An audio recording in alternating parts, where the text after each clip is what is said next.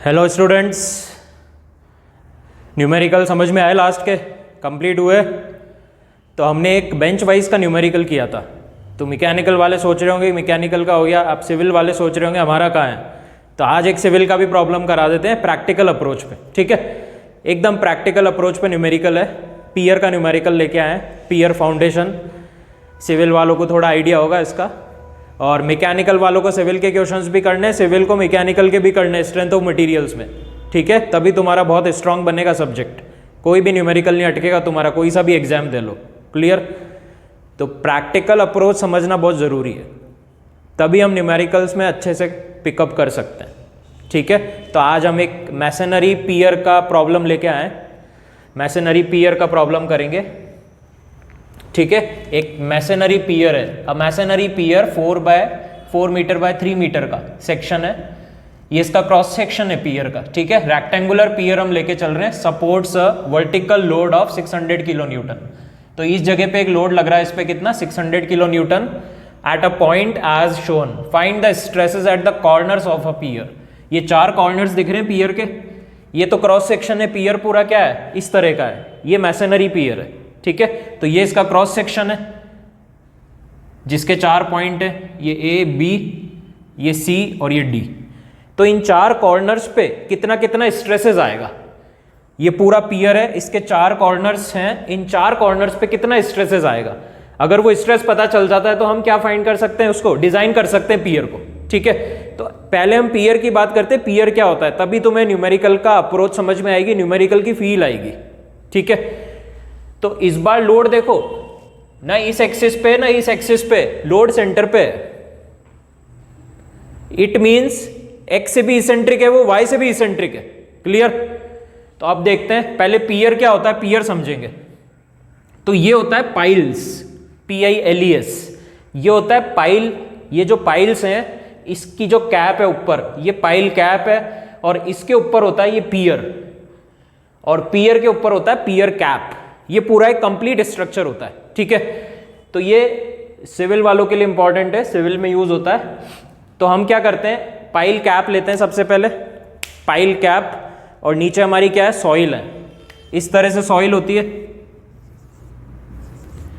तो यहां पे सबसे लाइट डेंसिटी सॉइल है, फिर मीडियम डेंसिटी है, और फिर हेवी सॉइल है, हाई डेंसिटी सॉइल, ठीक है? Light, medium, high density. Light density मतलब कमजोर है सॉइल, तो जब कैप को उसमें रखेंगे तो कैप अंदर की तरफ जाने लगेगी, ठीक है? लेकिन हमें क्या चाहिए? ऊपर लोड लेने के लिए हमें नीचे क्या चाहिए? हार्ड सॉइल चाहिए, हाई डेंसिटी की चाहिए, हाई कॉम्पैक्ट चाहिए, पास पास होने चाहिए, ठीक है? तो हाई डेंसिटी की सॉइल चाहिए, तो हम क्या करेंगे? वो काफ़ी नीचे होगी, तो इतनी हम कैप को रखेंगे नहीं। तो नीचे क्या होते हैं? लंबे लंबे स्ट्रट टाइप होते हैं। ये 4 हमने क्या लिए? 4 इस तरह से स्ट्रट लिए, उसको हमने नीचे तक इंसर्ट कर दिया, उसमें नीचे तक डाल दिया उसको अंदर तक, ठीक है? तो नीचे जो सॉइल है वो तो क्या है? हार्ड है। तो soil light, medium, hard, hard soil तक ये चले गए। अब वहां पे क्या हो गया? फाउंडेशन स्ट्रांग है, तो वहां पे ये जाके पूरा अच्छे से फिक्स हो गए। तो अब ऊपर जो लोड आएगा वो इजीली ये बियर कर लेगा। तो ये जो पूरा पोर्शन होता है पाइल कैप तक का, ये तो क्या होता है? रोड के अंदर होता है। एलिवेटेड रोड्स देखी होगी तुमने, ब्रिज देखे होंगे, उन सब में यही चीज यूज होती है। तुमने एलिवेटेड रोड्स देखी होगी, उस पर एक खंबा होता है कॉलम टाइप, उसको हम पियर बोलते हैं, और उसके ऊपर ऐसा एक कैप होती है ऐसे लंबा, उसके ऊपर रोड जाती है। तो उस रोड की वजह से कैप के ऊपर लोड आएगा। ये कैप इस तरह होती है, कैप के ऊपर लोड आएगा, और नीचे ये क्या होता है? पियर होता है। और इसके जो नीचे पार्ट होता है वो इतना सारा होता है, जो अंदर की तरफ होता है, जो दिखता नहीं हमें। तो नीचे ये पाइल कैप होती है, उसके नीचे पाइल्स होती हैं, इसको अंदर तक इंसर्ट कर देते हैं ताकि अच्छे से लोड को बियर कर सके वो, ठीक है? कभी भी ये बनता है तो तुम देखना। और ब्रिजेस होते हैं, ब्रिज के अंदर भी क्या है? यही सिस्टम आता है। वहां भी क्या है? ये वाला पूरा पोर्शन क्या है? अंदर तक इंसर्ट कर देते हैं, और ऐसे पियर्स होते हैं, 1 पियर, 2 पियर, ऐसे पियर्स अलग अलग लग जाएंगे, और बीच में स्पेस रहेगी, और ऊपर से ब्रिज जाएगा। तो बीच में से कोई बोट्स जानी है वो भी चले जाएंगी। तो ऐसा बनाते हैं। पुराने टाइम में भी कुछ ऐसे स्ट्रक्चर्स थे, वहाँ पे भी इस तरह का पियर होता है, ऐसे 2 पोल होते हैं। इंडिया गेट देख लो, वहाँ भी क्या है? ऐसे पियर है, और उस पर वो आर्क बनी हुई है। वो आर्क क्या है? ऊपर है तो वो पियर क्या है, उस आर्क का लोड ले रहे हैं ऊपर से, ठीक है। तो इस तरह का ये पियर का स्ट्रक्चर है पूरा। तो इस पियर के बिहाफ पे एक न्यूमेरिकल हम कर लेते हैं, जो जिससे सिविल वालों को भी अप्रोच क्लियर हो जाएगी कि कैसे हम प्रैक्टिकल अप्रोच के अंदर एंटर करते हैं, ठीक है। तो ये अप्रोच होनी क्लियर जरूरी है। तो पियर समझ में आ गया, ये पियर कैप है, इसके ऊपर हमारी रोड जाएगी या ब्रिज जाएगी, जो भी जाएगा, तो उस पर लोड तो आना ही है। तो अब उस पर किस तरह का लोड आ रहा है, इस तरह का। तो ये हमारा मैसनरी पियर है जो रेक्टेंगुलर क्रॉस सेक्शन का है। न्यूमेरिकल में हमें कैसा पियर है, रेक्टेंगुलर क्रॉस सेक्शन का पियर है। पियर का क्रॉस सेक्शन कैसा भी हो सकता है, हेक्सागोनल हो सकता है, सर्क्यूलर हो सकता है, रेक्टेंगुलर हो सकता है, स्क्वायर हो सकता है। तो हमारा पास कौन सा क्रॉस सेक्शन है, रेक्टेंगुलर क्रॉस सेक्शन है 4 मीटर बाय 3 मीटर का, जो गिवन है हमें। और उस पर लोड कितना लग रहा है, 600 किलो न्यूटन लग रहा है, ठीक है। जो ये पॉइंट शो कर रखा है, इस पॉइंट पर लोड लग रहा है 600 किलो न्यूटन, ये देखो। तो y से भी इसेंट्रिक है ये, और x से भी इसेंट्रिक है। अभी तक हम जो पढ़ रहे थे वो या तो x से इसेंट्रिक था या y से इसेंट्रिक था, लेकिन ये दोनों से इसेंट्रिक है। तो ये y से भी इसेंट्रिक डिस्टेंस पे, x से भी इसेंट्रिक डिस्टेंस पे, और ये लोड यहां लग रहा है इस तरह से। तो ये लोड की क्या है, लाइन ऑफ एक्शन। तो x से जो इसेंट्रिसिटी हुई वो तो कितनी हो गई, 1 मीटर, और y से इसेंट्रिसिटी हुई वो कितनी हो गई, 1.2 मीटर। इतना क्लियर। तो ये x के अबाउट भी I लेना पड़ेगा, y के अबाउट भी I लेना पड़ेगा, और दोनों के अबाउट बेंडिंग स्ट्रेस जनरेट होंगे, ठीक है। तो इसमें कितने तरह के स्ट्रेस आएंगे, सॉल्यूशन देखते हैं इसका।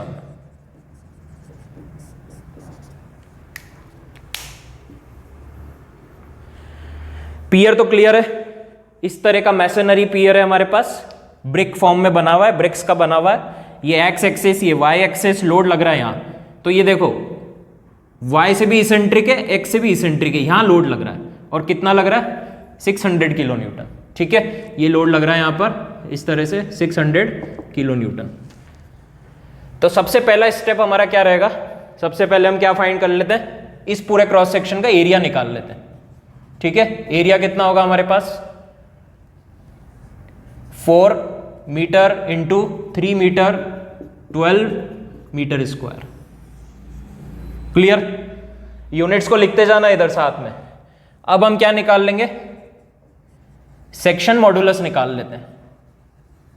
सेक्शन मॉडुलस निकाल लेते हैं, जो अभी तक मैंने डिस्कस किया नहीं है। सेक्शन मॉडुलस सबसे पहले हम निकाल लेते हैं एक्स एक्सिस के अबाउट, ठीक है। सेक्शन मॉडुलस कितना होगा, सेक्शन मॉडुलस होता है z, और उसको हम लिखते हैं I बाय y, ठीक है। तो I कितना होगा हमारा, एक्स एक्सिस के अबाउट I कितना होगा, b into D cube by 12, और y कितना होगा, y कितना होगा, लॉन्गिट्यूडनल से क्रिटिकल फाइबर, तो y कितना होगा, d बाई 2। ये हम पीछे पढ़ चुके हैं सब। तो ये एक्चुअल में होता कितना है, bd स्क्वायर बाई 6 होता है, और ये क्या होता है, z होता है। I bd cube by 12 divide by y d by 2, तो ये हो गया bd स्क्वायर बाई 6। तो z कितना होता है, bd स्क्वायर बाई 6 होता है। ये तुम्हें ध्यान रखना है कि z की वैल्यू कितनी होती है, bd स्क्वायर बाई 6। तो मैं डायरेक्ट ही लिख रहा हूं, मैं अलग से I और y को कैलकुलेट नहीं करूंगा यहाँ पे। डायरेक्ट हमें पता है रेक्टेंगुलर का z होता है bd स्क्वायर बाई 6, ठीक है। तो b यहां पर क्या है, x के लिए निकालेंगे तो ये b हो जाएगा जो पैरेलल है x के, और परपेंडिकुलर वाला d हो जाएगा। तो x के लिए z कितना आ जाएगा, b कितना होगा 4, और d कितना होगा 3 का स्क्वायर बाय 6। ये कितना आ गया, ये x के अबाउट हम z निकाल रहे हैं। ये आ गया हमारे पास 6, 3 3 9, 36 बाई 6, 6 कितना आ जाएगा z, 6 मीटर क्यूब आ गया z xx। अब नेक्स्ट हम निकाल लेते हैं section modulus about y axis. दोनों के अबाउट क्यों निकाल रहे हैं हम, क्योंकि बेंडिंग दोनों के अबाउट होगी। ये जो लोड है, ये लोड ऐसे लग रहा है, ऐसे लग रहा है, तो इस वाले सेक्शन को भी धक्का देगा ऐसे अंदर की तरफ, क्योंकि x से इसेंट्रिक है, ठीक है। तो ऐसे धक्का देगा भाई, ये x से इसेंट्रिक है, लोड लग रहा है ऐसे, तो AB वाला पोर्शन अंदर जाएगा ना, अंदर की तरफ धक्का देगा उसको। और y से इसेंट्रिक है, लोड ऐसे लग रहा है, तो BC वाला पोर्शन भी अंदर की तरफ बेंड होगा, तो BC भी बेंड होगा, AB भी बेंड होगा। तो एक्सिस x के अबाउट भी बेंड हो रहा है, AB भी अंदर जा रहा है, और BC भी अंदर जा रहा है, तो y के अबाउट भी बेंड हो रहा है। तो दोनों के अबाउट बेंडिंग हो रही है। और क्यों हो रही है? क्योंकि ये लोड लग रहा है इधर, ठीक है। तो सेक्शन मॉडुलस y एक्सिस के अबाउट कितना हो जाएगा? z y y i by Y BD square by 6 होता है सेक्शन मॉडुलस रेक्टेंगुलर का, हमेशा यही रहेगा फॉर्मूला, ठीक है। तो b कितना हो जाएगा y के लिए? y एक्सिस ये है तो y के जो पैरेलल वाली डिस्टेंस है वो क्या हो जाएगी? b, और परपेंडिकुलर वाली d, तो b कितना हो गया? 3, और परपेंडिकुलर वाला कितना है? 4 का स्क्वायर बाय 6, तो ये कितना आ गया हमारे पास? ये तो 6 मीटर क्यूब आ गया, और ये आ गया हमारे पास 8 मीटर क्यूब, ठीक है। तो इसको हम रब कर देते हैं यहां से।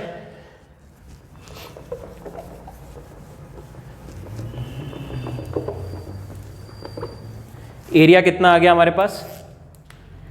एरिया आ गया अपने पास 12 मीटर स्क्वायर। z एक्स कितना आ गया? x के अबाउट z 6 मीटर क्यूब, और z वाई वाई कितना आ गया? 8 मीटर क्यूब। ये वैल्यूज मैंने यहां लिख दी, ठीक है। सेक्शन मॉडुलस निकाल लिया हमने सारी एक्सिस के अबाउट, क्लियर। x के अबाउट भी निकाला है और y के अबाउट भी निकाला है, बिकॉज बेंडिंग दोनों के अबाउट होगी यहां पर। आया समझ में इतना? और नहीं आता समझ में तो इससे और देख लो। ये देखो, ये x एक्सिस है और ये y एक्सिस है। अभी तक हम जो न्यूमेरिकल्स पढ़ रहे थे उसमें लोडिंग कहाँ हो रही थी? या तो लोडिंग यहां हो रही थी या लोडिंग यहां हो रही थी, ठीक है। तो यहां हो रही है मतलब ये y एक्सिस है, यहां से इतना डिस्टेंस, इतना इसेंट्रिक, यहां हो रही है तो ये x एक्सिस है, ये x, ये y। लेकिन अब लोडिंग कहाँ हो रही है? यहां पर हो रही है, इसलिए ये वाला प्रॉब्लम करा रहा हूं तुमको। तो अब लोडिंग यहां हो रही है तो ये y से भी इसेंट्रिक है लोडिंग, और x से भी इसेंट्रिक है, दिख रहा है।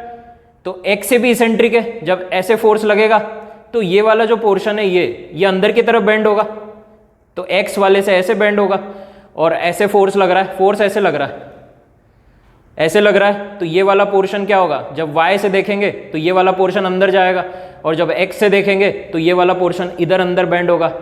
तो ये भी बेंड हो रहा है इधर, ये भी इधर बेंड हो रहा है, तो मतलब x के अबाउट बेंडिंग हो रही है। भाई ऐसे बेंडिंग हो रही है ऐसे, तो x के अबाउट बेंडिंग हो रही है, और ऐसे बेंडिंग हो रही है तो y के अबाउट भी तो बेंडिंग हो रही है, तो दोनों के अबाउट बेंडिंग हो रही है। तो यहाँ x के अबाउट भी बेंडिंग हो रही है, y के अबाउट भी बेंडिंग हो रही है, बिकॉज ऑफ दिस लोड। अगर लोड ऐसे आ जाएगा तो दोनों के अबाउट बेंडिंग होगी, इसलिए हम दोनों के सेक्शन मॉडुलस निकाले हमने। तो हमने एरिया निकाल लिया सेक्शन का, z एक्स निकाल लिया, z वाई वाई निकाल लिया, ठीक है। अब एक्सियल स्ट्रेस कितना होगा? तो हमसे तो चारों कॉर्नर्स पे स्ट्रेस पूछ रहा है पियर के, ठीक है। चारों कॉर्नर्स पे स्ट्रेसेस निकालने हमको, A B C D, ठीक है। मतलब इस पे कितना होगा, इस पे कितना होगा, इस पे और इस पे, चारों पे निकालने। तो अब देखो, अब क्या निकालना है? एरिया आ गया। अब डायरेक्ट स्ट्रेस कितना होगा? भाई एक तो कंप्रेसिव लोड लग रहा है, तो डायरेक्ट स्ट्रेस तो क्या आ गया हमारे पास? जो डायरेक्ट स्ट्रेस आएगा एक्सियल, वो तो कंप्रेसिव स्ट्रेस आएगा। कितना आएगा? लोड बाय एरिया, और लोड कितना है? 600 किलो न्यूटन, और एरिया कितना है? 12, तो ये कितना आ गया? 50 किलो न्यूटन पर मीटर स्क्वायर। किलो न्यूटन और ये 12 क्या है? Metre square. तो ये तो डायरेक्ट स्ट्रेस आ गया, और ये तो क्या रहेगा? कंप्रेसिव इन नेचर रहेगा। ये तो क्या रहेगा? कंप्रेसिव, क्योंकि लोड क्या है? कंप्रेसिव है, ठीक है। लोड ऐसे लग रहा है ना कंप्रेसिव, ये कंप्रेसिव लोड है, कंप्रेसिव। तो डायरेक्ट स्ट्रेस तो क्या आएगा? 50। ये तो हो गया सबके लिए फिक्स, चाहे x के अबाउट देखो चाहे y के अबाउट। अब x के अबाउट बेंडिंग होगी और y के अबाउट बेंडिंग होगी, वो अलग अलग आएगा स्ट्रेस। क्यों? क्योंकि इसेंट्रिसिटी अलग अलग है। बेंडिंग स्ट्रेस क्या होता है? हम क्या लिखते हैं बेंडिंग स्ट्रेस को? m y बाय i लिखते हैं, और क्या लिख सकते हैं इसको? m अपॉन y को i के नीचे ले जा सकते हैं, यहां पर ले जा सकते हैं। और i बाई y मैंने अभी क्या बताया? z बताया। This is the bending stress m by z। z हमें पता है दोनों एक्सिस के अबाउट, x के अबाउट भी z पता है, y के अबाउट भी z पता है। z is the section modulus, ठीक है। डिटेल में इसके बारे में बताऊंगा बेंडिंग स्ट्रेसेस इन बीम्स पढ़ेंगे जब, कि सेक्शन मॉडुलस का फिजिकल सिग्निफिकेंस क्या है, वो वहां देखेंगे सब अपन। तो सिग्मा भी हो गया m upon i by y, i by y को लिख दिया z। तो बेंडिंग स्ट्रेस हमें निकालना है x के अबाउट और y के अबाउट, कितना हो जाएगा? तो तो सबसे पहले मैक्सिमम हम बेंडिंग स्ट्रेस देख लें, कितना हो जाएगा एक्स एक्सिस के about. Maximum bending stress about X axis कितना हो जाएगा, M X X divide by Z X X. कितना मोमेंट है एक्स के अबाउट, मोमेंट क्या होगा P इंटू ई, और इसेंट्रिसिटी कितनी होगी एक्स के अबाउट। एक्स की इसेंट्रिसिटी कितनी है, ये लोड की लाइन ऑफ एक्शन, ये देखो लोड ऐसे लग रहा है, तो ये तो लोड की लाइन ऑफ एक्शन है, और ये मेंबर की लॉन्गिट्यूडनल एक्सिस है, तो इसेंट्रिसिटी कितनी होगी एक्स के अबाउट। एक्स की इसेंट्रिसिटी हो गई 1 मीटर, तो एक्स के अबाउट कितना हो गया P इंटू ई, तो लोड कितना है 600 और इसेंट्रिसिटी कितनी है 1, और z कितना है एक्स एक्स का 6, तो ये कितना आ गया अपने पास 100 आ गया, ये किलो न्यूटन पर मीटर स्क्वायर। ये बेंडिंग स्ट्रेस आ गया एक्स के अबाउट। अब हम निकाल लेंगे maximum bending stress about y axis, क्योंकि बेंडिंग x के अबाउट भी हो रही है y के अबाउट भी हो रही है। क्लियर। तो अब देखो कितना हो जाएगा, ये maximum bending stress about y axis कितना हो जाएगा, sigma B Y Y is equal to M Y Y upon Z Y Y. Moment कितना होगा p into E upon Z Y Y, और p कितना है 600, और इसके लिए इसेंट्रिसिटी कितना होगा y के लिए, लोड यहाँ लग रहा है, इसेंट्रिसिटी y के लिए कितना होगा 1.2 डिवाइड बाय z कितना है इसका y का 8। तो बेंडिंग स्ट्रेस कितना आ गया y में बेंडिंग स्ट्रेस कितना आ गया, ये आ गया 90, ठीक है, किलो न्यूटन पर मीटर स्क्वायर। क्लियर इतना। अब देखो आगे, अब हमसे क्या पूछ रहा है, वो कॉर्नर्स पे पूछ रहा है।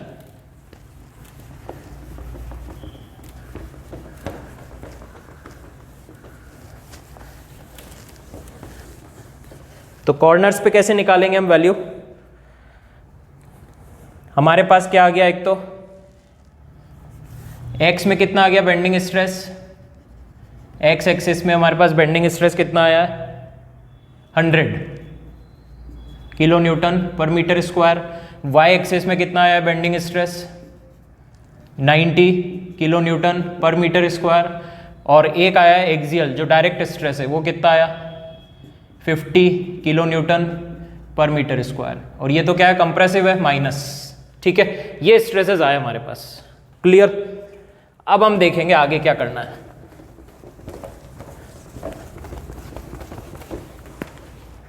अब आगे देखो, अब हमें निकालना है ए पॉइंट पे, बी पॉइंट पे, सी पॉइंट पे, डी पॉइंट पे।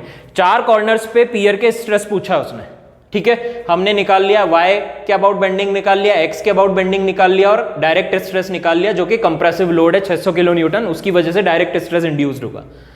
तो अब ये लोड लग रहा है इधर, अब इसको बहुत ध्यान से समझो, ये लोड इधर लग रहा है, तो जब x से देखेंगे हम, अभी y को छोड़ दो, x से इसेंट्रिसिटी देखेंगे, ये लोड अंदर लग रहा है इधर ऐसे अंदर, तो AB वाला पोर्शन क्या होगा अंदर जाएगा और CD वाला ऊपर उठेगा।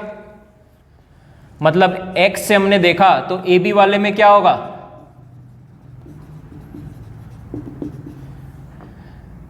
और CD वाले में क्या होगा,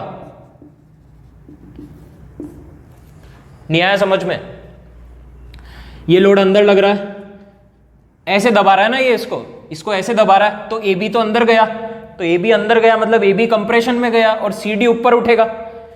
भाई पियर का जो CD पोर्शन है वो जमीन से ऊपर उठने की कोशिश करेगा CD, तो CD टेंशन में आ जाएगा, तो CD टेंशन में आ जाएगा, AB कंप्रेसिव में आ जाएगा। X से देखेंगे जब, और Y से नोट करेंगे तो क्या होगा, Y के लिए ये है, तो यहाँ लोड लग रहा है। अब Y से देखो इधर से, तो इधर से देखा लोड यहाँ लग रहा है, यहाँ लग रहा है, तो BC पोर्शन क्या होगा अंदर जाएगा, तो BC किस में आ जाएगा कंप्रेसिव, और ये किस में आ जाएगा AD टेंसाइल। लोड ऐसे लग रहा है तो BC को अंदर धक्का देगा, अंदर देगा, तो ये AD ऊपर उठेगा, तो AD टेंशन में आ जाएगा, और BC किस में आएगा कंप्रेशन में। तो ये कॉन्सेप्ट है, ठीक है। तो अब अपन लिखते हैं चारों कॉर्नर्स पे। तो सबसे पहले अपन लिखते हैं स्ट्रेसेस एट ए पॉइंट पर क्या स्ट्रेसेस होंगे बता सकते हो? Very important numerical, very very important. A point पे स्ट्रेसेस क्या होंगे? सबसे पहले देखो, सबसे पहले मैं डायरेक्ट लिख देता हूं। डायरेक्ट तो हर जगह क्या होगा? कंप्रेसिव होगा, तो -50 लिख दिया मैंने। ये तो हर जगह क्या होगा? कंप्रेसिव होगा, क्योंकि कंप्रेसिव लोड है, तो ये तो हर जगह -50 रहेगा, चाहे किसी भी कॉर्नर्स पे देख लो।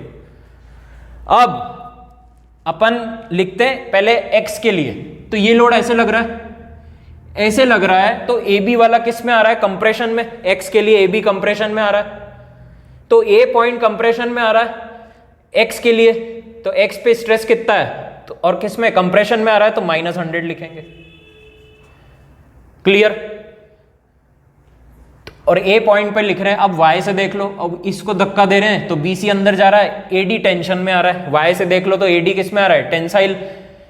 तो वाई से देखा तो वाई से कितना है? 90, तो ये हो जाएगा +90। तो कितना हो गया stress?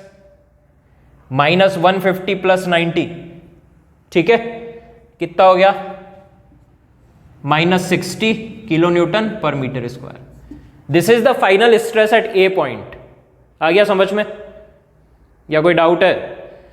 This is the final stress at A point. Clear? अब लिखेंगे हम स्ट्रेसेस, इसको 2-3 बार देखना प्रॉब्लम को, तब समझ में आएगी। बी पॉइंट पर तो एक्सियल तो -50 ही रहेगा, कंप्रेसिव लोड की वजह से आ रहा है। अब बी पॉइंट ये है। अब एक्स के लिए देखो, इधर लोड लगा तो ए बी तो कंप्रेशन में गया, सी डी ऊपर उठेगा, ए बी कंप्रेशन में आएगा, तो बी पॉइंट कंप्रेशन में आया एक्स के लिए बी पॉइंट कंप्रेशन में आया, तो इसको लिखेंगे -100। क्लियर?